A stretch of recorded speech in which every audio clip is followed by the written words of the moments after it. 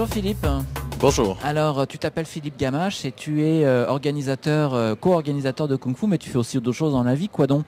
Moi, en fait, je travaille en sécurité informatique. Ok. Je fais de la formation pour les programmeurs PHP pour la bonne façon de coder pour la sécurité, ainsi que je fais de la vérification de code là, des gens. Là.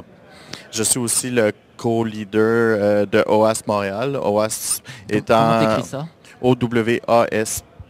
Ok. En fait, c'est un projet mondial, c'est une organisation mondiale pour la sécurité des applications web, Ok.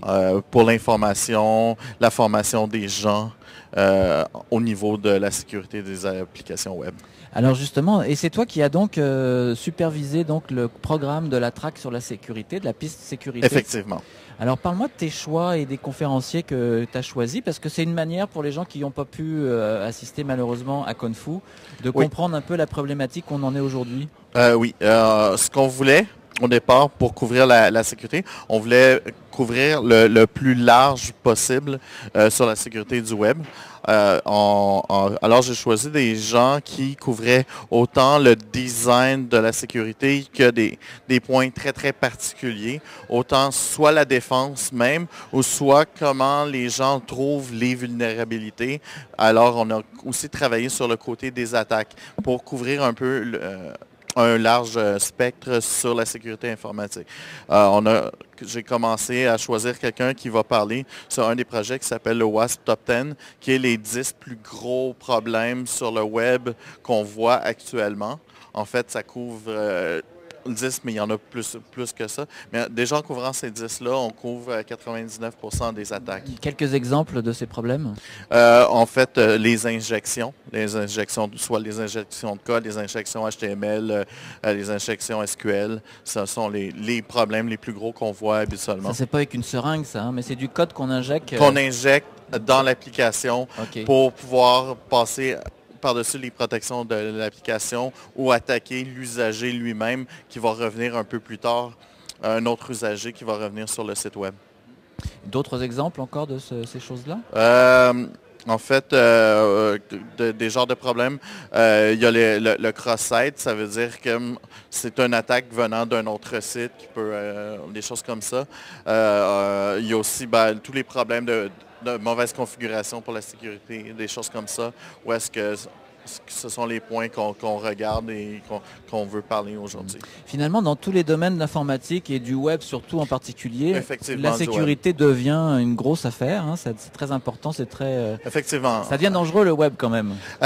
Le web, oui, devient dangereux, mais en fait, c'est parce que, bon, avec les années, tout le monde a bien commencé à protéger leur réseau. Et les attaquants sont paresseux, ils vont aller vers.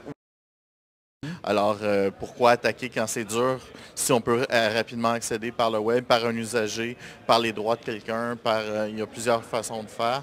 Alors, c'est pour ça que le web est de plus en plus attaqué. Et malheureusement, les programmeurs web n'ont pas encore compris.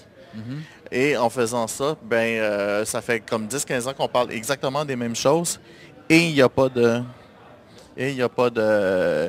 Les solutions sont là et les gens ne les appliquent pas. Ça, c'est embêtant. Alors, c'est de la paresse, tu penses? C'est la paresse un peu. C'est aussi les gens ne le savent pas. Puis quand on leur en parle, ils n'écoutent pas. C'est pour ça aussi qu'on a voulu amener la sécurité directement chez les programmeurs, parce que souvent les conférences de sécurité ont que des gens en sécurité. Ils n'ont aucun programmeur qui y vont. Puisque c'est trop global, c'est pas directement lié à ce qui les intéresse. Oui, là, il faut qu'on rende ça vraiment dans le corps même de l'écriture du code. Et est-ce que, justement, parmi les différentes technologies qui sont couvertes à ce Kung Fu, avec une petite astérix pour dire qu'il y a beaucoup de technologies, Java, PHP, etc., et puis j'en passe, hein. Est-ce qu'il y a il y en a certaines qui sont plus sécuritaires que d'autres? En fait, ça serait des rumeurs qu'il y en a qui sont plus sécuritaires que d'autres. C'est les vendeurs qui essaient de vendre et dire que d'autres sont moins sécuritaires. En fait, c'est surtout le travail des programmeurs qui va faire une grosse différence. C'est sûr qu'il y a des langages qui attirent des gens parce que les langages sont plus faciles. Des gens qui ne sont pas programmeurs et qui font de la programmation, fait qu'ils font encore pire que les programmeurs eux-mêmes qui font déjà pas très bien. C'est normal qu'il y a certains langages qui ont une réputation d'être moins sécures, mais souvent, si on regarde les compétitions de sécurité, tout ça, ils font bien ou même des fois mieux que ceux qui se disent sécures. D'accord. Alors, il nous reste 2-3 minutes à discuter. Est-ce que tu peux me dire quelles étaient un peu les conférences vedettes de cette piste sécurité et les gens à surveiller justement peut-être au cours de l'année qui s'en vient? Il y a toujours certaines grandes vedettes du côté de certains langages, on s'entend. Il y a le Security Center Design de Chris Flett qui habituellement fonctionne très bien. Le OWASP Top 10, c'est sûr que c'est quelque chose qui était très bien. Sûrement aussi Kristen Wells avec la sécurité de l'Ajax a bien fait puisque c'est vraiment un terme que les gens recherchent. Ce sont toutes des conférences très intéressantes, mais en même temps, on a fait venir des gens locaux qui, eux autres, font des trucs d'intrusion, sont allés dans l'autre côté, fait qu'ils ont parlé de fuzzing et d'intrusion, qui faisait qu'il y avait aussi un côté pour comprendre comment. Si on veut pouvoir se défendre, il faut comprendre comment. Ce genre de choses-là, les programmeurs n'y vont pas, tandis qu'ils devraient le faire. D'autres exemples aussi qui vont venir dans les prochaines journées. On va parler de la sécurité des des réseaux sociaux. Fait que c'est un autre sujet que les gens commencent à parler et là, ça implique pas juste les programmeurs, mais aussi les gens en général. Les utilisateurs, effectivement. Malheureusement, les utilisateurs font toujours sans vraiment. Fait que souvent, il faut les maintenir. Fait que là, c'est plus des techniques de gestion des gens que de côté programmation. C'est finalement encadrer les utilisateurs de ton site web pour qu'ils puissent pas faire la connerie. Pas faire la connerie, puis aussi de leur donner des outils faciles pour pouvoir bien se protéger. Et c'est là souvent le problème. Et ça, c'est du design aussi, là. C'est pas que de la programmation. Ça devient du design, ça devient... Ouais, c'est ça.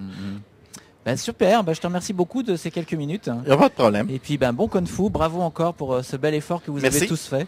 Et à l'année prochaine. À l'année prochaine.